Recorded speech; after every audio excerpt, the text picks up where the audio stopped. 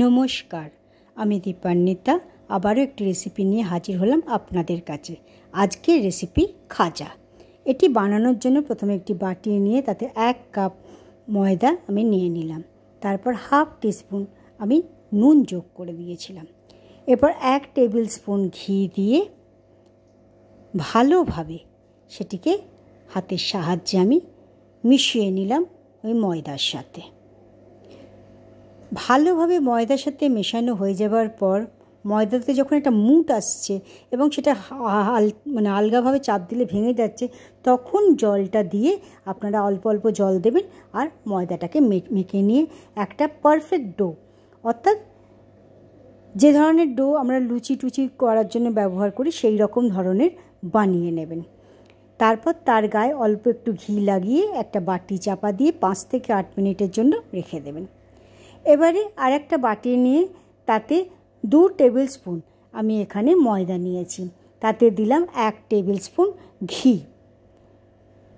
এবার ঘি দিয়ে ময়দাটাকে ভালোভাবে একটা লেইয়ের মতন করে আমাকে মেখে রেখে দিতে হবে। এটি আমাদের লাগবে যখন আমরা খাজাটি বানাবো। এবার চিনির শিরাটি বানাবার জন্য গ্যাসে একটি বাটি বসিয়ে দিলাম, তাতে 1 কাপ আমি চিনি দিয়েছি এবং হাফ কাপ আমি জল দিয়ে সেটাকে ভালোভাবে নাড়তে থাকলাম 2-3 মিনিট ধরে হাই ফ্লেমে। 2-3 মিনিট বাদে যখন চিনিটা গলে গেল পুরোটা, তখন তাতে 2 থেকে 3টে আমি ছোটো এলাচ দিয়েছিলাম। এরপর প্রায় 5 থেকে 8 মিনিট ধরে এরকম নাড়তে নাড়তে যখন বড় বড় বাবলস চলে এলো এবং একটা চিটে ভাব, 1টার 2টার যত তারই হোক না কেন চিটে বানাতে হবে শিরাটাকে, সেই বানানো হয়ে যাবার পর গ্যাসের আগুন বন্ধ করে সেটিকে আলাদাভাবে রেখে দিলাম। এবার ময়দার কাছে চলে এলাম। সে ময়দাটাকে আরেকটুভাবে ঠেসে নিয়ে 2টো ভাগে আমি ভাগ করে নিয়েছিলাম। 2টো সমান ভাগে ভাগ করা হয়ে গেল। এরপর আমি যে রান্না করার যে স্ল্যাবটি রয়েছে তার ওপরে বড় করে বেলবো বলে সেই স্ল্যাবের ওপরে একটু ময়দা ছড়িয়ে দিয়ে একটা পার্ট নিলে লেচির একটা পার্ট নিয়ে ভালোভাবে বেলতে লাগবেন। গোল করে বেলবেন না, লম্বাটে চৌকো করার চেষ্টা করবেন, তাতে ভাঁজ দিতে সুবিধে হবে। এরপর যে ঘি আর ময়দা দিয়ে মিক্সচারটা তৈরি করে রেখেছিলাম সেটি ওই বেলে রাখা লেচির ওপরে ভালোভাবে মাখিয়ে দেবেন। একটা সাইড ছেড়ে দেবেন, সেখানে অল্প একটু জল দিতে হবে। এটা লাগানো হয়ে গেলে তার উপরে একটু ময়দার গুঁড়ি ছড়িয়ে নিয়ে সেটাকে ধীরে ধীরে একটু ফোল্ড করে নেবেন। ভালোভাবে ফোল্ড করার পর যে অংশটাতে আমরা মিক্সচারটা লাগাইনি তার সেই জায়গাটাতে একটু জল লাগিয়ে দিয়ে যাতে বন্ধ হয়ে যায়, মুখটা যেন সিল হয়ে যায়, খুলে না যায়, সেই কারণে একটু জল লাগিয়ে দিয়ে সেটাকে ভালোভাবে ফোল্ড করে নিয়ে এলাম। তারপরে একটা ছুরির সাহায্যে সমানভাবে ছোট ছোট আমি পিসে সেটাকে কেটে নিয়েছিলাম। আমাদের ছোট ছোট পিসে কাটা তৈরি হয়ে গেছে।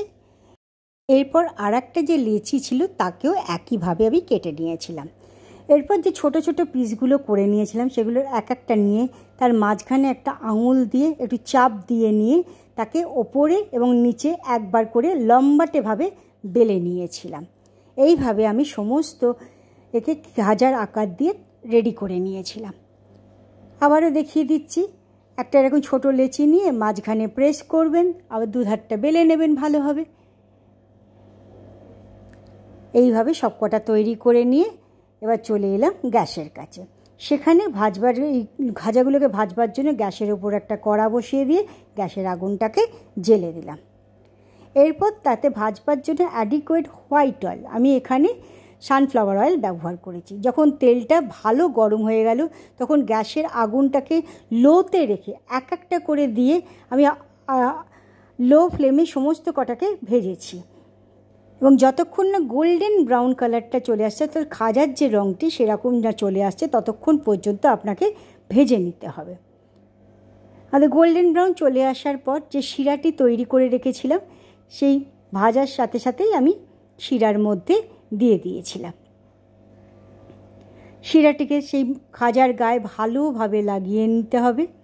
এইভাবে সবকটা খাজাকেই আমি তেলে দিয়ে ভালোভাবে গোল্ডেন ব্রাউন করে ভেজে নিয়ে আমি শিরার মধ্যে যোগ করে দিই। শিরাতে দেওয়ার পর সেটিকে ভালোভাবে, যে শিরাটি থাকবে 1-2 মিনিট ধরে তার গায়ে ভালোভাবে সেটাকে লাগিয়ে দেবেন। আর শিরাটি যদি শুকিয়ে আসে, অর্থাৎ যদি ঠান্ডা হয়ে যায়, তখন আবারও সেটিকে আগুন জেলে গরম করে নিলেই আবার লিকুইড হয়ে যাবে। ওদের খাজাগুলি তৈরি হয়ে গেল। আজকের রেসিপিটি কেমন লাগলো তা অবশ্যই জানাবেন। ধন্যবাদ।